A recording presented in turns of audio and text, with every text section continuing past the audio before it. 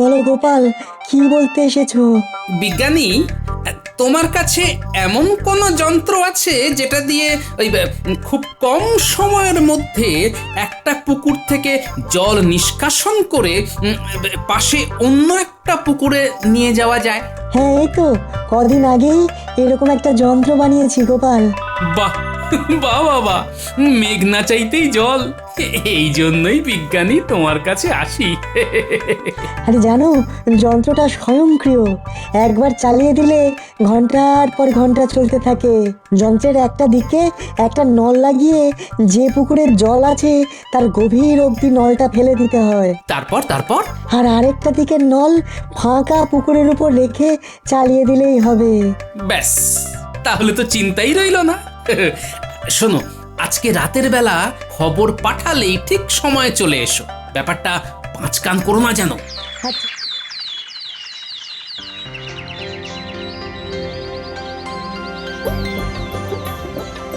হরি দিন তো গেল, সন্ধে হলো, পার করো আমারে।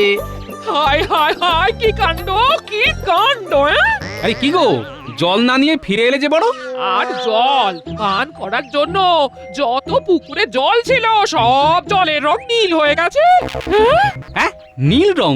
বলো কি? হ্যাঁ গো হ্যাঁ, কাল রাতে নাকি এই ভূতুড়ে কাণ্ড ঘটেছে। দু একজন তো বললে বুঝতে না পেরে ভুল করে সে জল পানও করে নিয়েছে। আর পর তো সে যায় যায় অবস্থা। হ্যাঁ, কালই তো সব ঠিকঠাক ছিল, এক রাতের মধ্যে এত কিছু হয়ে গেল।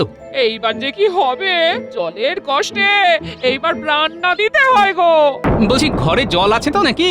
হ্যাঁ, 3 কলসি মতো আছে বই কি, কিন্তু ও দিয়ে কি হবে? হ্যাঁ, ওই কমপক্ষে আজকের দিনটা তো চলে যাবে। বাকিটা আমি দেখছি কি করা যায়। মহারাজের সাথে কথা বলতে হবে।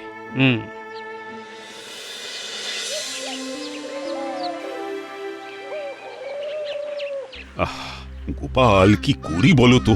রাজ্যের সমস্ত পানীয় জল হঠাৎ করে এভাবে নীল হয়ে গেল।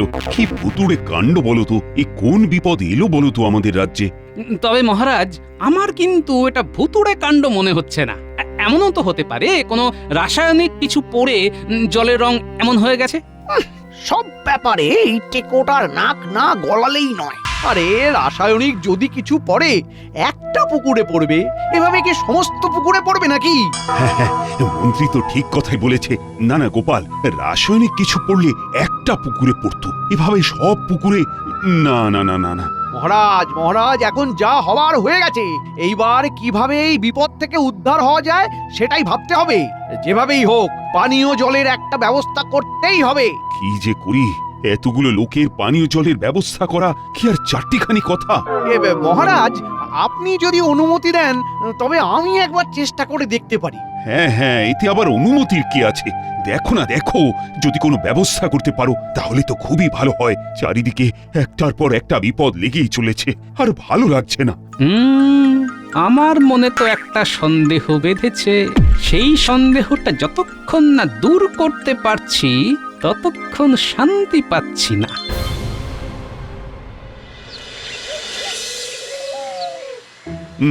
তাহলে তুমি ওই পুকুরে জলগুলো পরীক্ষা করতে চাইছো? হ্যাঁ মহারাজ, আমার মনের ভেতর একটা সন্দেহ হচ্ছে। এমনও তো হতে পারে কেউ ইচ্ছে করে কিছু একটা ওই জলে মিশিয়ে দিয়েছে, যাতে আমাদের কৃষ্ণনগর রাজ্য বিপদে পড়ে। হ্যাঁ, এটাও কিন্তু হতে পারে। তুমি এক কাজ করো, তুমি বিজ্ঞানীকে দিয়ে একবার বরং পরীক্ষাটা করিয়ে নাও। হ্যাঁ,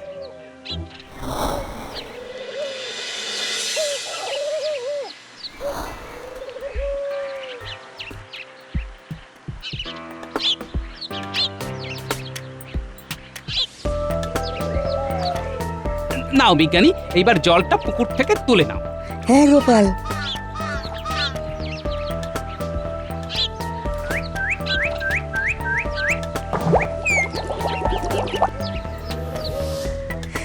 গোপাল, চলো, হয়ে গেছে। ব্যাস, এতেই হয়ে যাবে তো? হ্যাঁ হ্যাঁ, চলো না।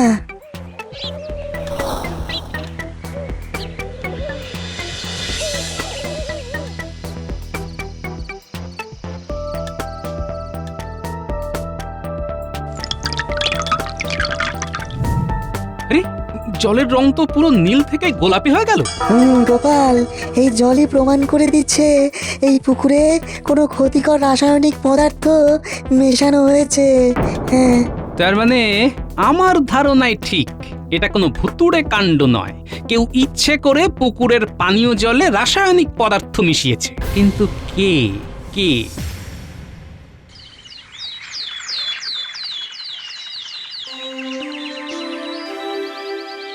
কি বলছো গোপাল? তার মানে কেউ ইচ্ছে করে এই কাজ করেছে? আমি বলছি না মহারাজ, বিজ্ঞানীর পরীক্ষাই সেই কথা বলে দিচ্ছে। আগে মহারাজ, আমি পরীক্ষা করে দেখেছি পুকুরের সমস্ত পানীয় জলে কেউ ইচ্ছে করে এক ক্ষতিকর রাসায়নিক পদার্থ মিশিয়েছে। হ্যাঁ, কিন্তু কিন্তু কার এত বড় সাহস হলো যে আমার কৃষ্ণনগরের ক্ষতি চায়? কার কার? এই রে, আরে মহারাজ তো দেখছি প্রচন্ড রেগে গেছেন। না না না, আমাকে এই ব্যাপারটাকে সামাল দিতেই হবে। বলছিলাম কি মহারাজ, কে করেছে, কেন করেছে, এত কিছু জানার তো এখন সময় নেই। আমাদের আগে সবার জন্য পানীয় জলের কথা ভাবতে হবে। ইতিমধ্যে কিন্তু একদিন হয়ে গেল আমাদের রাজ্যে পানীয় জল নেই মহারাজ। কিন্তু এই পরিস্থিতিতে আমি এখন জল কোথায় পাবো?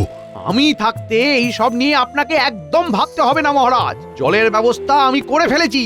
হ্যাঁ, বলো কি? জলের ব্যবস্থা করে ফেলেছো? আগে হ্যাঁ মহারাজ, জমিদার নারায়ণ চরণ বাবু এই ব্যাপারে আমাদের সাহায্য করবেন। জমিদার নারায়ণ চরণ বাবু? হ্যাঁ, ওনার একটা পানীয় জলের পুকুর আছে, উনি সেই জল আমাদের রাজ্যবাসীর জন্য দিতে চান। তাই নাকি? বাবা বাবা, এ তো খুব ভালো কথা। আগে হ্যাঁ মহারাজ, তবে ওনার একটা শর্ত আছে। শর্ত? কি শর্ত?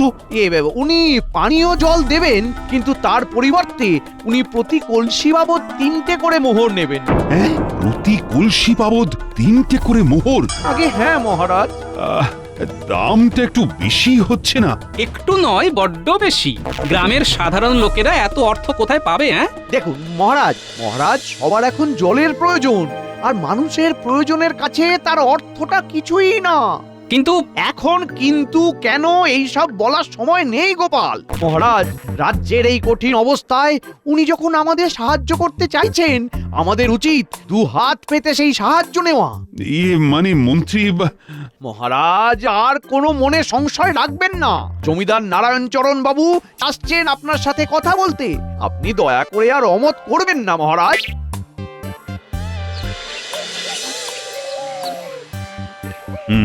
তাহলে আপনি বলছেন আপনার ওই পানীয় জলের পুকুর থেকেই আমার রাজ্যের সবাই জল নিতে পারবে? কোনো অসুবিধে নেই। মন্ত্রী মশাই আপনাকে সবটা বলে দিয়েছে তো? হ্যাঁ হ্যাঁ, মন্ত্রী সবটা বলেছে। বলছি, অর্থের পরিমাণটা একটু বেশি হয়ে যাচ্ছে না? কি যে বলেন, আমি মহারাজের থেকে বেশি অর্থ নেব? এটা কখনো হতে পারে? আসলে আমারও তো এই একটাই পানীয় জলের পুকুর। এইবার সবাই মিলে সেখান থেকে জল নেবে, এইটুকু অর্থ তো প্রদান করতেই হবে। আর আপনাদের যদি অসুবিধে থাকে তবে আমি চলে যাচ্ছি। গোপাল, একটু চুপ করো। রাজ্যের এই বিপদে উনি যখন নিজে সাহায্য করতে চাইছেন, তুমি আর দামাদামি করে রাজ্যকে বিপদে ফেলো না। না না না, আপনি যাবেন না। আপনি আমাদের এই বিপদের দিনে সাহায্য করতে চাইছেন, আপনার এই সাহায্য আমরা 2 হাত পেতে নেব, রাজ্যে ঢেঁড়া পিটিয়ে দেব। কাল সকালেই সবাই আপনার পুকুরে অর্থের বিনিময়ে জল আনতে চলে যাবে। এইবার সবার কলসির সাথে সাথে আমার পকেটটাও ভরবে।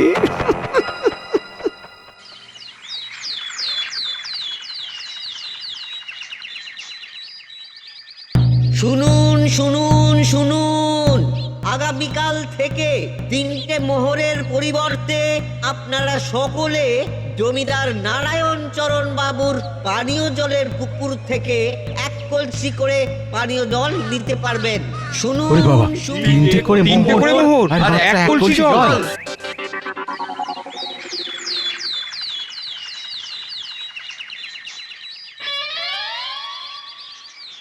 কতক্ষণ ধরে এই রোদের মধ্যে দাঁড়িয়ে আছি? এইভাবে দাঁড়িয়ে থাকা যায় নাকি? আমরা জল নেব কখন? জল কখন নেব? জল কখন নেব? একদম চুপ করে থাকো, একটাও কথা নয়। আমাদের যখন ইচ্ছে হবে তখন জল পাবে, তার জন্য চুপচাপ দাঁড়িয়ে থাকতে হবে। একটাও কথা বেশি বললে ঘাড় ধাক্কা দিয়ে এখান থেকে বার করে দেবো। ও মা, সে কি কথা? এই রোদের মধ্যে আমরা এভাবে কতক্ষণ দাঁড়িয়ে থাকবো? দাঁড়িয়ে না থাকতে পারলে চলে যান, জল নিতে হবে না। এই পুকুর আমাদের, আমাদের যখন ইচ্ছে হবে তখন জল দেবো। এই নিন জমিদার মশাই মোহর। হ্যাঁ হ্যাঁ হ্যাঁ, ঠিক আছে ঠিক আছে, দেখি দেখি দেখি, পরের জন আসুন, পরের জন। জমিদার বাবু, আমাকে একটু জল দেবেন? আমার কাছে জল নেবার মতো অর্থ নেই। না না না, মোহর ছাড়া জল হবে না। তৃষ্ণায় বুকটা ফেটে যাচ্ছে, একটু একটু জল দিন না বাবু। এই এই, কে আছিস? এটাকে এখান থেকে সরাতো, যত সব লুটপাট। সরা সরা সরা সরা। এই সরো এখান থেকে, সরো বলছি, সরো সরো। দাও গিন্নি, ওনাকে জল দাও। হ্যাঁ হ্যাঁ,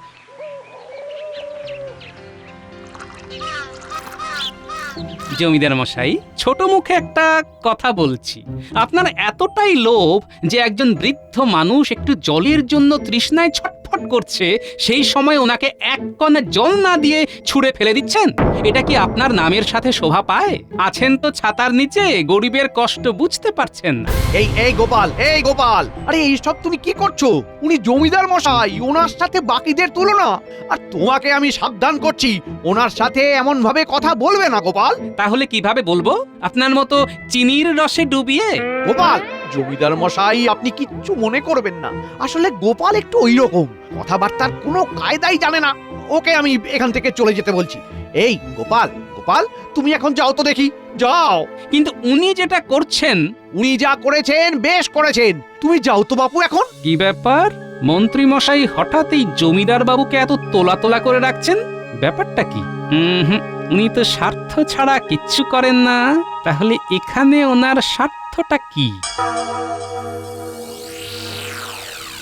জমিদার মশাই, তাহলে এইবার আমার পাওনাটা।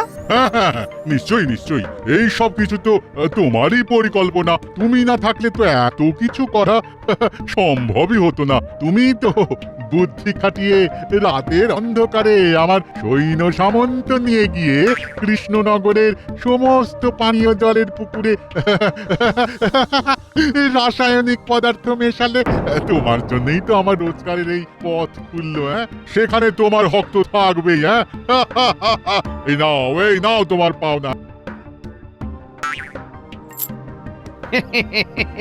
ধন্যবাদ জমিদার মশাই, ধন্যবাদ। ও, তাহলে আমার ধারণাটাই ঠিক, এখানে সর্ষের মধ্যে ভূত লুকিয়ে আছে। ঠিক আছে, আমার নামও গোপাল, আমিও এই ভূত তাড়িয়ে তবেই ছাড়বো। হ্যাঁ,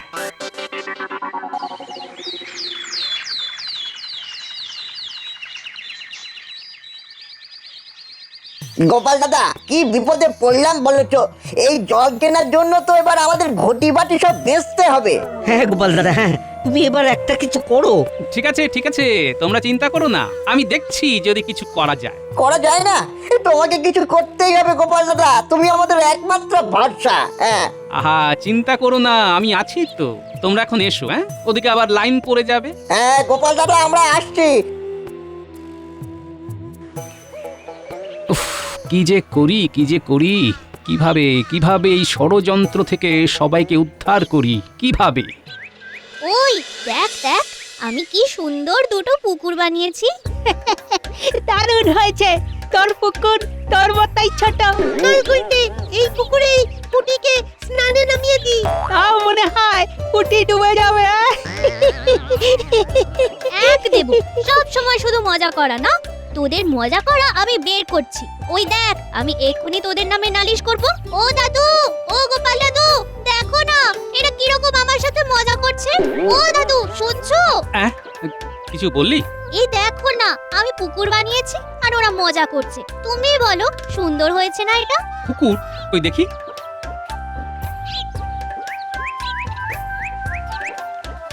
কি গো দাদু, ভালো হয়েছে না? ও দাদু বলো, চুপ করে গেলে কেন? কি ভাবছো? পেয়েছি, ও দাদু, উপায় পেয়ে গেছি।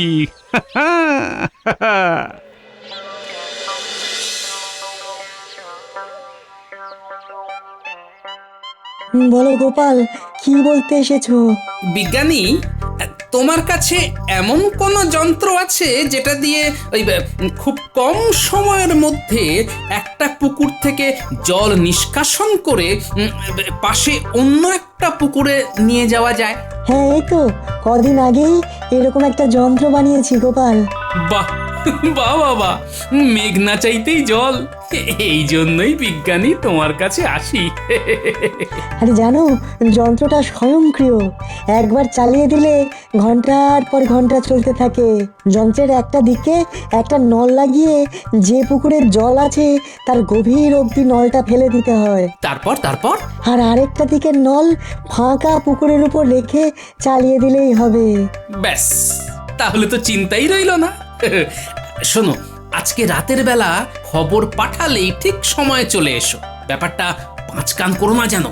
আচ্ছা বেশ, আমি ঠিক চলে যাব যন্ত্র নিয়ে।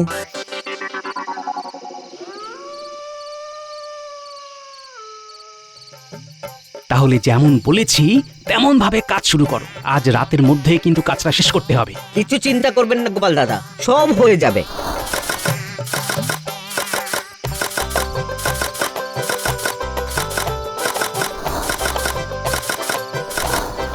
গোপাল দাদা, পুকুর খোঁড়ার কাজ তো মোটামুটি শেষ।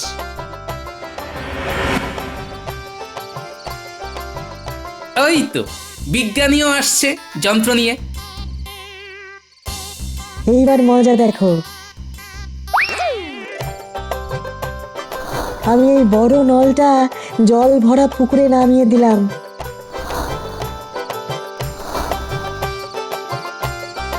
আর ছোট নলটা পাশের ফাঁকা পুকুরের উপরে ছেড়ে দিলাম। এইবার এই বোতামটা টিপে দিলাম।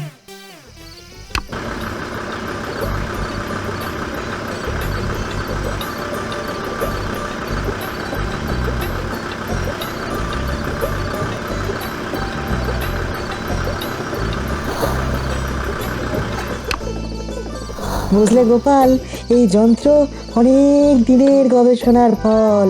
সৌরশক্তি এই যন্ত্রের তড়িৎ শক্তি হিসাবে সঞ্চিত থাকে, আর সেটার সাহায্যে চলতেই থাকে। সাব্বাস বিজ্ঞানী!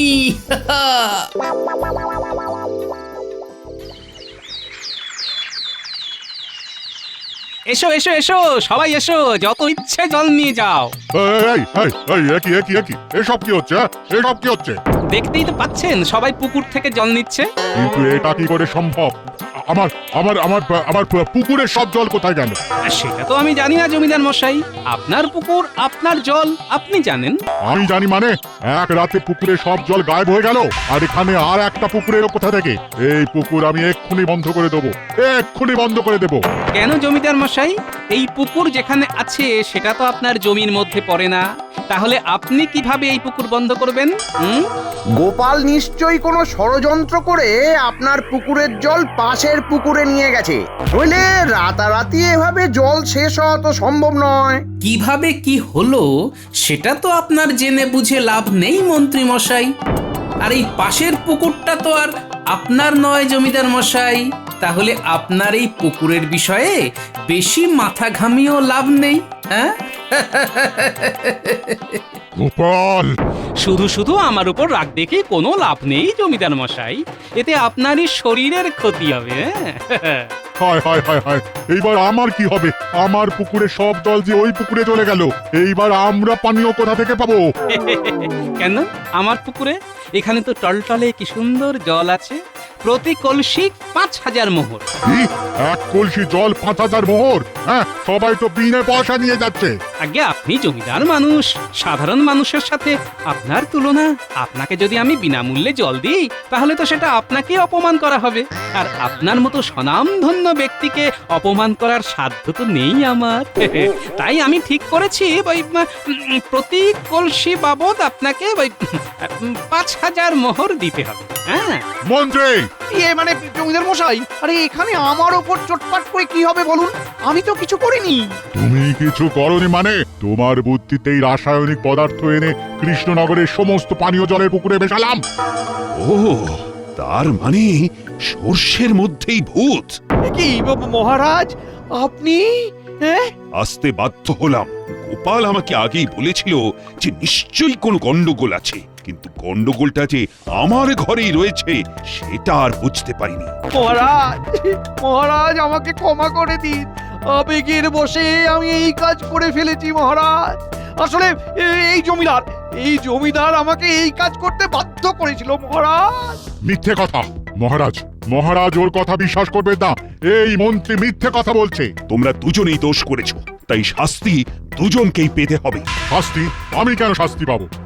এই মন্ত্রী দোষ করেছে, ওই শাস্তি পাবে। কি আমি একা দোষ করেছি? হ্যাঁ, বাজার থেকে রাসায়নিক পদার্থ কিনে আনলো কে শুনি? আমি না হয় কিনে এনেছি, কিন্তু সেই রাসায়নিক পদার্থ জলে মেশালো কে? আপনি তো লোক লাগিয়ে মিশিয়েছেন। হ্যাঁ আমি মিশিয়েছি? মিথ্যেবাদী! তুমি তো রাতের অন্ধকারে আমার সৈন্য সামন্ত নিয়ে গেলে। ইয়ে মানে মিথ্যে কথা, সব মিথ্যে কথা। মিথ্যে কথা আমি বলছি না, তুমি বলছো। মিথ্যেবাদী!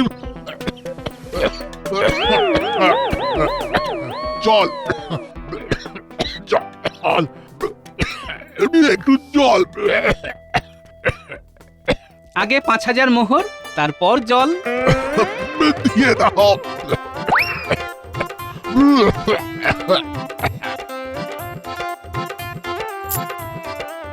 এইবার আপনি 1 কলসি জল নিতে পারেন। আরে আরে আরে আরে করছেন কি পড়ে যাবেন তো। মহারাজ, এবার এই 5000 মোহর গ্রামবাসীর মধ্যে বিতরণ করে দিন। গোপাল, হ্যাঁ মহারাজ, আশা করি সবাই যা অর্থ খরচ করেছিল এই জমিদারের থেকে জল কিনতে, এই দিয়ে তা হয়ে যাবে। আর যদি কিছু বাকি পড়ে তা ওই মন্ত্রী মশাই দিয়ে দেবেন। কি মন্ত্রী মশাই, দেবেন তো? হ্যাঁ আমি